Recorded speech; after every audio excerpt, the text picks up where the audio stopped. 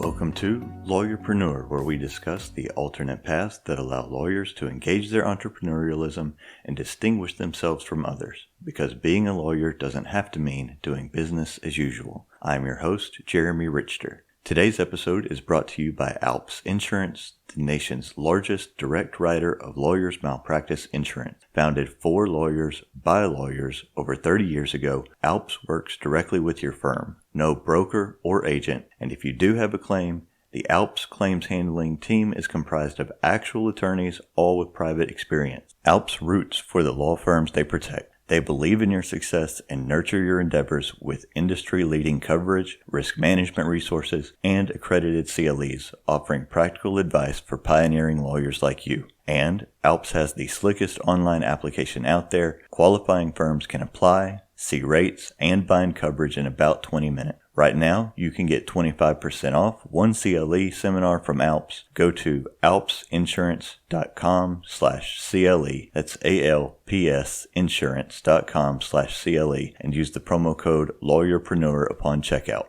In addition to the corporate sponsorship that helps pay for the hosting and transcription of the show, you can support Lawyerpreneur on Patreon at patreon.com/lawyerpreneur. For less than the cost of a .1, you can help pay for the time it takes in creating and editing Lawyerpreneur and receive copies of my two most recent books, Stop Putting Out Fires and Level Up Your Law Practice. Now, on to the interview.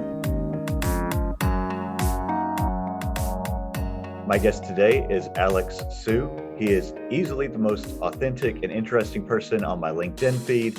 He is the Director of Business Development at Evisort and hosts the Meeting of the Minds podcast. Alex, welcome to Lawyerpreneur. Thanks for having me, Jeremy. Really excited to be here. Well, good, and I'm glad you're here. I don't recall exactly when we first connected with each other on LinkedIn, but I know that over the last several months that every time I pull it up, whether it's on my phone or whether I'm actually doing some marketing as opposed to just scrolling through it, you're on my feed and you usually have something interesting or entertaining going on, and I've really enjoyed that. Yeah, no, I appreciate it. I try to stay relevant. I think LinkedIn for me has been a really interesting development in my career and in my business, just because it gives me an ability to talk to and meet so many different people. So really excited to be able to be on this podcast and talk to you, since I know you've checked out my content before. Well, I was going to start somewhere else, but since we're already talking about LinkedIn, and I kind of had this for later, but a lot of people think of LinkedIn, and I think somebody on this podcast early on described it as boring Facebook. But I think that can be true, but really it depends on who you follow and engage with and how you interact with LinkedIn. So how did you get started being so active in it, and what were your reasons for choosing to do that? Sure. So I first started, I got LinkedIn probably during my 2L year in law school. This is 2008. So I just treated it as an online resume, not much else. Didn't start posting until about 4 years ago when I left the practice of law to go into sales, and that's where all the salespeople live in LinkedIn, reaching out to potential clients. Started off by posting industry articles about the legal technology industry, which is where my business was. But I saw that people were not really liking or engaging with it. And at some point, maybe a year in, I said, well, let me post something different. And I'm going to, I've always been a blogger. I've always written about, lots of interesting topics. I thought I'd share a personal story, and it got a lot of reactions. And so I did it again and then again. And over time, I built up an audience of mostly lawyers, I think, but also people in technology from other spaces who are curious to hear about my career journey, especially since, I think most people who use LinkedIn don't really share too much about their personal journeys. They use it as a way to share industry articles or promote their business or their work. I saw that when I started writing stories, it got a lot of traction among the readers, and then and that in turn helped me generate and close more business for my day job. So it's been a really good way to combine my personal interest and my work. But that's kind of how it all began, just by posting things that people liked. Tell me what your company does, and so that we can tie that into how you're relating what you do to make contacts with potential clients or just people who may eventually be interested in the kind of work that you're doing? Sure. My company's called Evisort. I'm a director of business development there. That's a fancy title for essentially a sales rep. And so the biggest challenge with selling, and we sell software to legal departments, to general counsels. Before I joined Evisort, I was in the e-discovery space. My career has been built around selling to lawyers. And the hardest part, there's a few things that are hard about it. One of the things is that lawyers generally are skeptical when you go in for the hard sell. But another thing is that these purchases, right? When you're buying software, or if you're trying to do business development, it takes a long time, and it's hard to pinpoint and target the conversation right when your potential client is interested in buying. And so, where LinkedIn has really helped me is that it helps me continue the conversation to stay relevant and top of mind among my potential client base. And you do that by not talking about Evisort or whatever I'm selling or industry articles. You do that by posting relevant, interesting content that people like to read, and by doing so, they remember you. And you're a three-dimensional person. You're not just a self-interested sales rep. You become a human being, and that's where I think social media has really helped me, generate more business for my company. Well, and that's one of the things we're talking about here that I've really emphasized in my own marketing and tried to emphasize to others, particularly in the last 6 months or so when there's not face-to-face meetings anymore. And we're all trying to figure out how to market in a time that's different than anything we've experienced before. And what you're describing is top of mind marketing where they may not need you now, but you want to be the person who comes to mind when they have a problem that your business can resolve.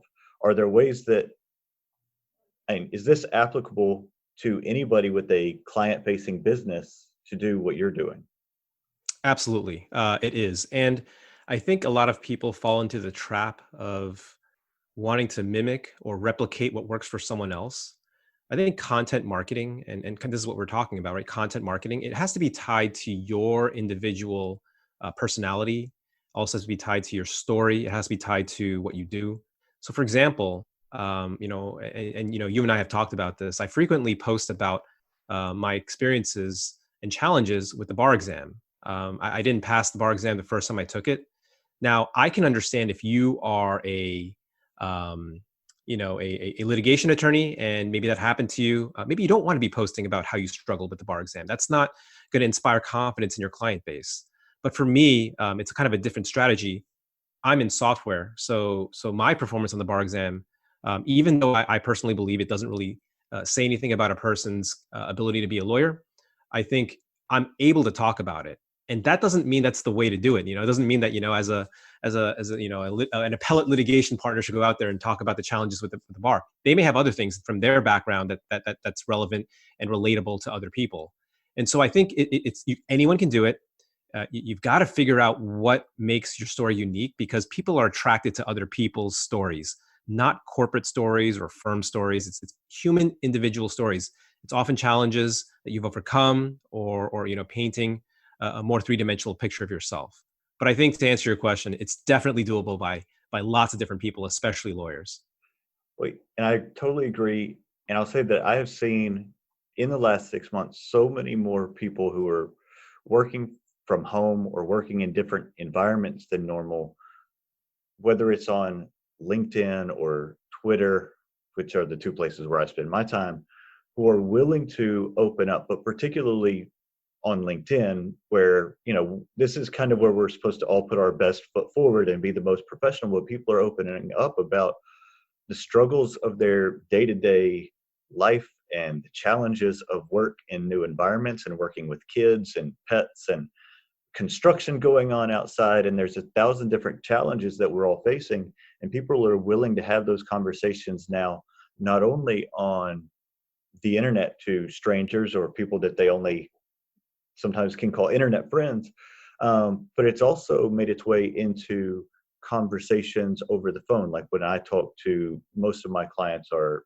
insurance or corporate clients, so I'm talking to adjusters, and we're able to have personal conversations that maybe we've never had before because we're all just trying to wade through this.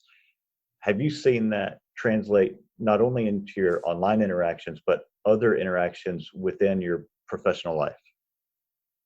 Yeah, definitely. And these interactions don't just happen. I mean, I can talk a little bit about what I've been doing, which is at the first level, these conversation, these postings, they're all one directional. I post, people read them, they like them.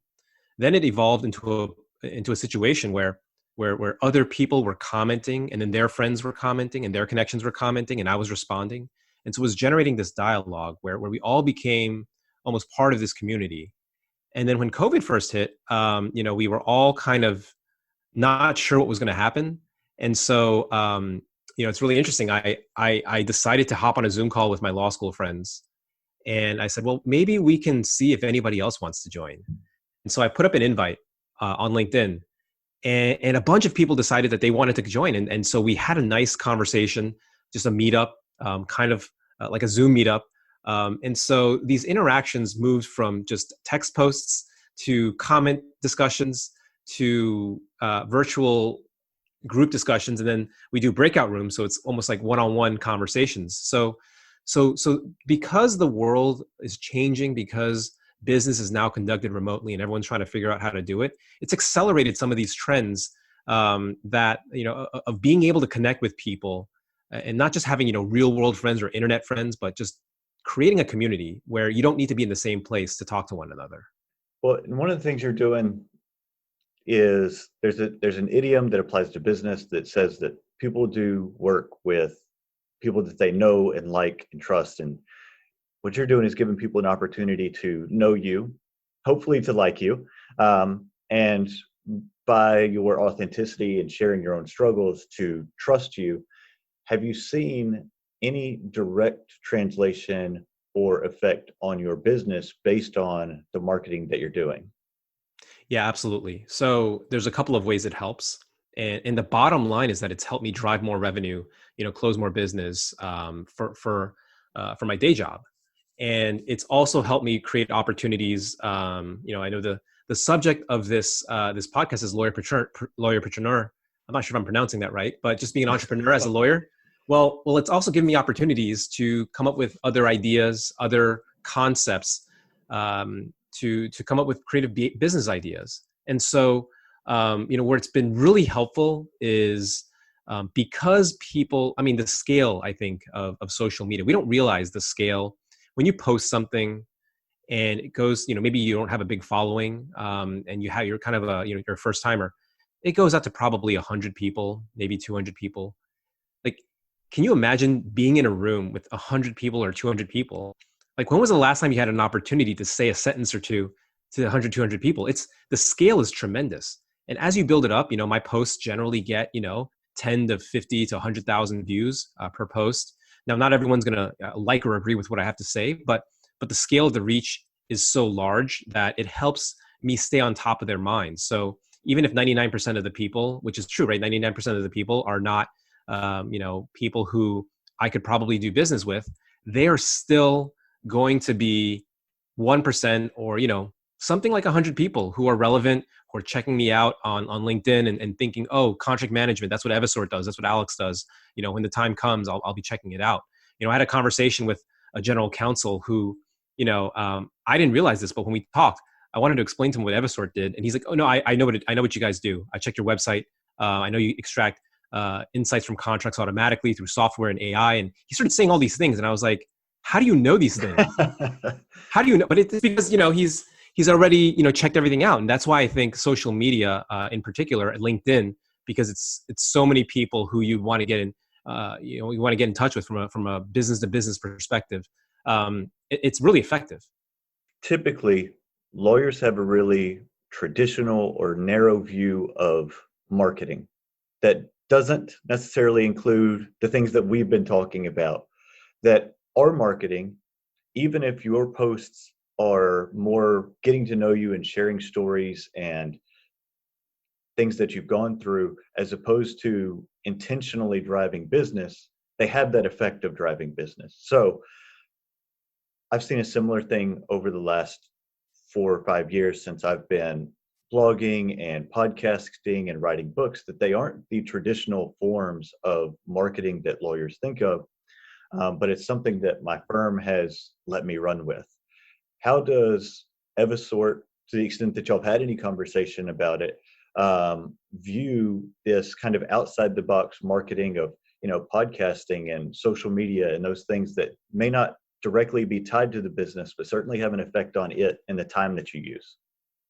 Yeah, absolutely. So, my day job, first and foremost, is as effectively a sales rep. But our CEO Jerry Ting, he's seen the impact that social media, especially LinkedIn, has had on our business.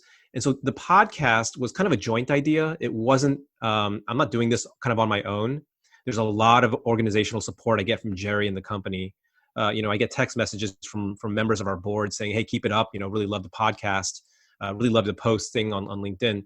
I think it's because, we could talk about it from an individual perspective, which is, if people know who you are and they like to buy from people they're comfortable with, at a company level or at a firm level, you're building a relationship with clients, and you're not just transacting and selling them services or software. You're trying to build a two-way conversation or relationship. That's what gives you credibility. That's what gets them coming back for more business. For me, it's software. For you, it may be legal services, or if you're working with insurance companies. We have this initiative, this longer-term initiative at Evisort, to build a community of in-house legal and legal operations people, because we want to keep that conversation going. We want to share best practices. We want them to meet and learn from each other, because if we are the facilitator, good things will happen business-wise for us. But we want to build that community and that conversation. I saw a LinkedIn post that you did back on August 7th, so a month ago, where you said, if you find yourself unhappy practicing law, just know that there may be something else out there for you, which is the whole premise of this show, basically. Mm-hmm. And well, not entirely, but in part. There's not one right way to practice law or build a business. There are lots of ways to do it. Were you unhappy in the law firm atmosphere? I was. I think it depends on your personality. There are certain people who thrive in the law firm atmosphere. I didn't. What I've come to learn is that, and I'm curious to get your thoughts on this too, but I've spent a lot of time thinking about this. The legal ecosystem is just so diverse and there's so many players and roles that need to be filled. But when we go through law school, you're kind of taught, okay, do well 1L year, get this job, get that job.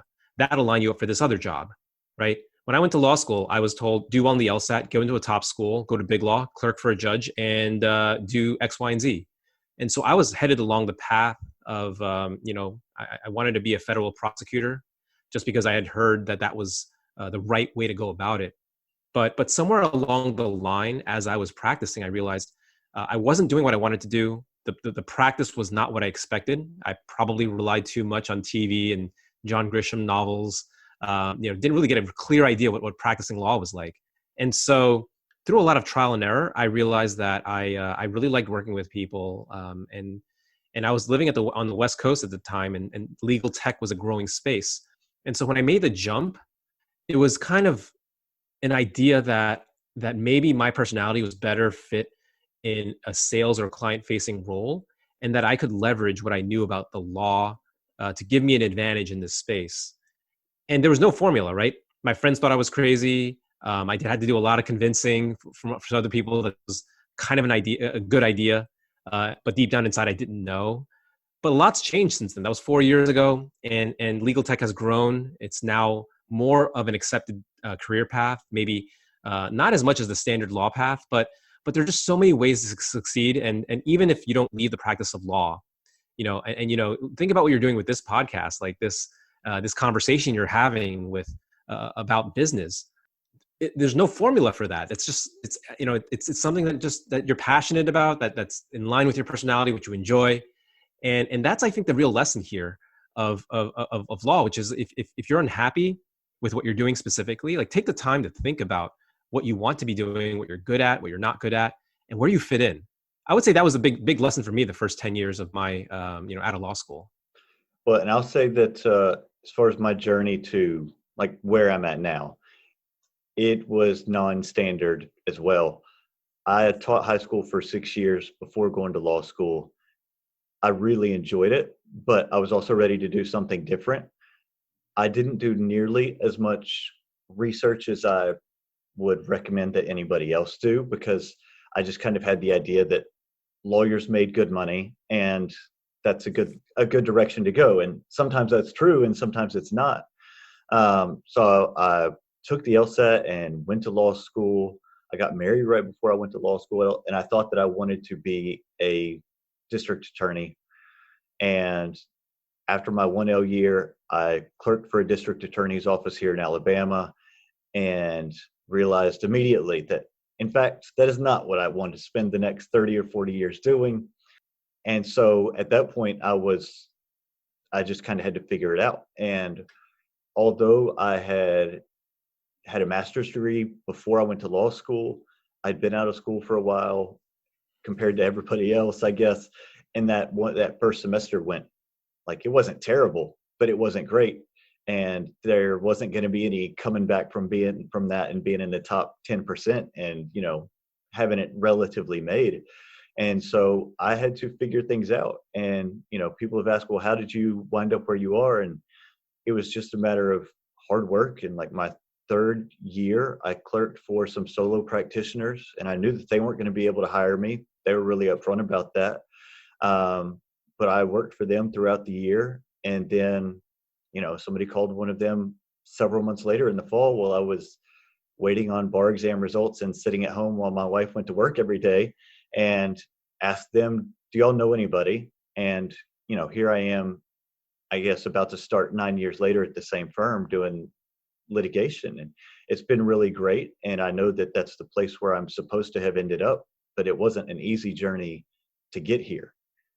But as far as what you're saying of doing self-examination, and if you're not happy with your situation, would you be happier in a different one?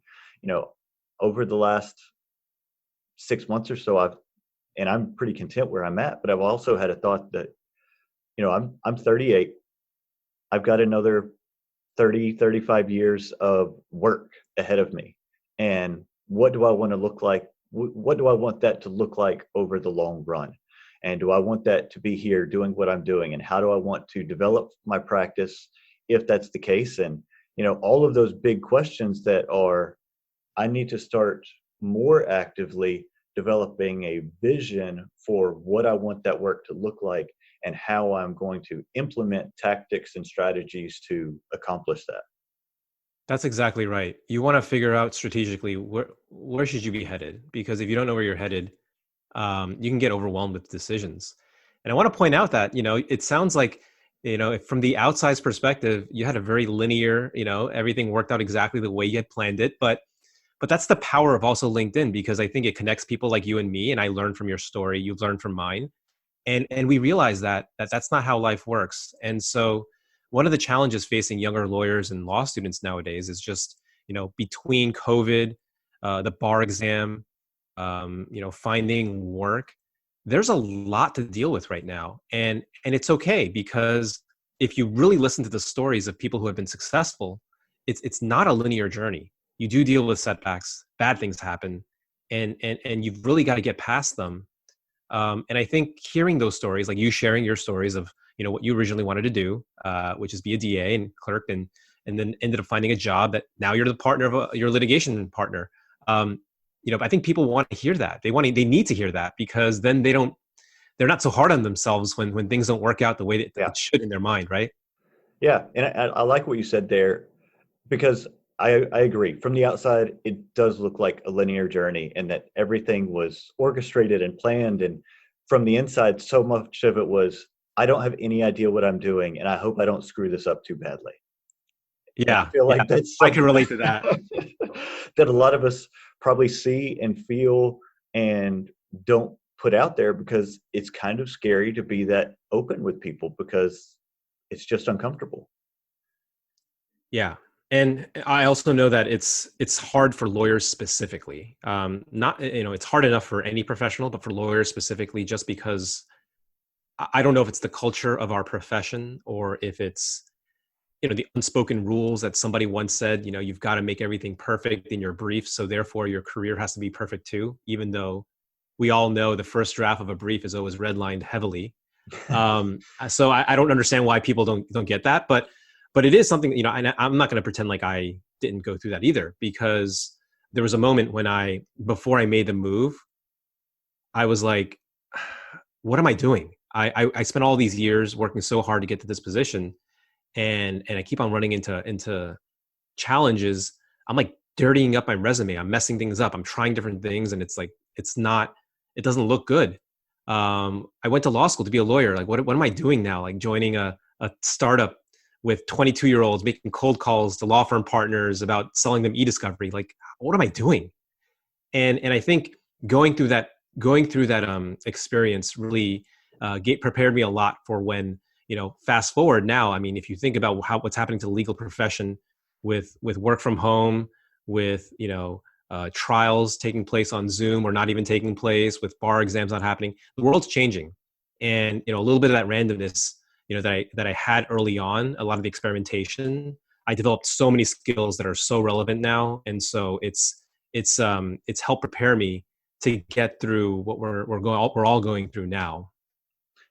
Well, I want to build on that, what you just said, because something I've been thinking about recently, and I hadn't planned to talk about this because I don't know what I think about it yet, is that it's okay to quit something. And really successful people quit things all the time, things that either aren't working for business or personally aren't working, but they don't quit and leave a void. They quit and replace it with something else. They quit for a purpose or for something. And it sounds like where you stopped the practice of law and you quit that particular journey, you did it to replace it with something else that fit you and was more appropriate to your personalities and what you wanted out of work. And I think that can be a really hard thing because it feels like stepping backwards and going in reverse. And sometimes we think that we ought not to do that. Or the pressure that's applied to us or that we apply to ourselves feels like we shouldn't do that. And I don't exactly know where I'm going here, but the idea that it's okay to quit to replace it with something else is okay. Yeah, and I'll tell you, it's because you're also quitting. We'll call it quitting, right? I think there's probably a more nuanced term for it, but in terms of quitting, you're quitting a plan that I came up with when I was 21 years old, knew no lawyers, knew nothing about the whole thing, and just dove right into it and fell into the track, did well, and ended up, 5 years later, doing this job that bore no resemblance to what I thought I'd be doing. And so it's a good segue too to share with you about what I'm doing nowadays, which is I have a lot of different things that I work on. I mean, earlier on in this conversation, I said I tried LinkedIn, and it kind of took off. It makes it sound like I deliberately targeted LinkedIn. LinkedIn was one of like 17 things I tried. I had this other blog, and I don't share too much about this publicly, but I probably should. But I had this blog. I had a solo practice. I built up an email list. I started writing articles to help people get into law school with bad grades, because that was what that's what I went through. So I thought I had some expertise there. I had all these projects, and most of them did not work out. They didn't turn out the way I expected. LinkedIn has turned out to be one of the strongest returns on my projects. So I doubled down, and I tripled down. And I talk about this. I have an email newsletter, and I share kind of a behind the scenes, all these projects that I try out. Podcast is part of it. These videos that we talked about earlier. I mean, these videos are very silly, right? I post these videos on LinkedIn because I thought they'd be funny and they'd be relevant to lawyers, not knowing how it'd be received. People love it, and so I'm doubling down on it. But believe me, I've shared some posts. I've shared some other content that really has not done well, and I quit. I just stopped doing them. And so for my approach has been try lots of different things, see what does well, cut out the ones that don't do well, and the ones that do well, like the ones that seem to be exciting and things are happening, just double down on them. I like that. So what's in the plans, like going forward? What does the next 6 months, year look like for you for the things that you're working on? Yeah, so I don't look too far ahead. I try to keep things unstructured, but a few things that are really exciting to me, I'll include this new podcast where we've launched I've launched in conjunction with Evisort. It's called Meeting of the Minds, and we're trying to have conversations with um, industry leaders in the legal space, innovators, and it's a really exciting way to build that community that we mentioned earlier, a community of in-house lawyers, legal operations people. I'm excited about that, and I'm going to continue doing what I'm doing on LinkedIn. You know, I'm trying to experiment with different content. I might make more videos. I might not. I'll have to see. But I keep things relatively unstructured. But I know that you know, one of the things that I think about a lot, and you touched upon this earlier when you said, you know, how long are our careers? Like you and I are very similar in age. We have probably 30 more years, 40 more years, maybe more of work. And if you want to find something meaningful, it's something you've got to really be deliberate about. And so for me, I'm being deliberate about it's something in the content space. It's something where I'm producing content and maybe selling and marketing because I really enjoy that, and related to law. Like that's kind of what I know. It's not a super, you know, rigorous plan, but that's kind of how I think about it. So for me, a lot of the creative work and the writing, the podcasting, all help energize me in a way that helps me sometimes push through the daily grind of the litigation stuff that I have to do. And, people will ask, how do you make time for this? How do you have time for it? And it's intentional, and you have to set it. If you want to do it, you have to set aside the time for it. But also, I don't feel like it is a drag on my energy. It's something that gives me more strength and purpose for the other things that are more obligatory in nature and help, keep a roof over my family's head. How do you, or I guess, how do the creative work that you do affect, your energy levels and your ability to do the day-to-day job? It's hard. I mean, just, you know, it energizes me, but it's also, you've got to carve out time. You know, I've got a toddler at home. It's been tough, but I will say that my philosophy on that is creative work, I think, should be also connected to the less creative work that you're doing on a day-to-day basis. So for example, my approach has been to not do things like, you know, maybe baking cakes, or, you know, making paintings, for example. My creative outlet is to write about my career path, to relate to lawyers, to create a podcast. These things all feed off of each other. My day job, as well as my creative outlets. These are not things that sit in isolation. And so because of that, it's really helped me prioritize. I get a lot of support internally. I don't need to justify to my bosses or to the CEO, hey, you know, what am I spending my time doing? Why are you spending all this time on LinkedIn interviewing people? Like, it's all connected because it benefits each part of it. You know, my Evisort work helps my creative podcasting and content production, and all of that also helps my work at Evisort. So I see them as connected. Yeah, I see the same thing here in that, I've built relationships, or drawn business, have other effects on my litigation practice and on the law firm that never would have happened if I hadn't been doing the creative work, and creative work that is connected more broadly to the law practice work. So I'm totally with you on that. But we are about out of time, but I want people to know where they can follow or connect with you online. Yeah, absolutely. You can find me on LinkedIn. I'm pretty active. You can find me, Alex Su. There's a few of us, but I'm the one that's AI for contracts at Evisort. I also have an email newsletter that I share my projects. I mentioned it earlier. You can sign up for it at alexsu.co. That's where I also send out invitations to Zoom meetups for networking for lawyers, law students, and anybody in the legal industry. So you know, the best way to get in touch with me is LinkedIn, and check out my newsletter, alexsu.co. All right. Thanks for your time. I really appreciate you being here today. Thanks, Jeremy. Really enjoyed this. Thanks for listening, and I hope you've enjoyed today's show. Please take time to rate and subscribe at whatever podcatcher you're listening on. And if you want more from me, you can find me at jeremywrichter.com. You can also find me on Twitter at RichterJW.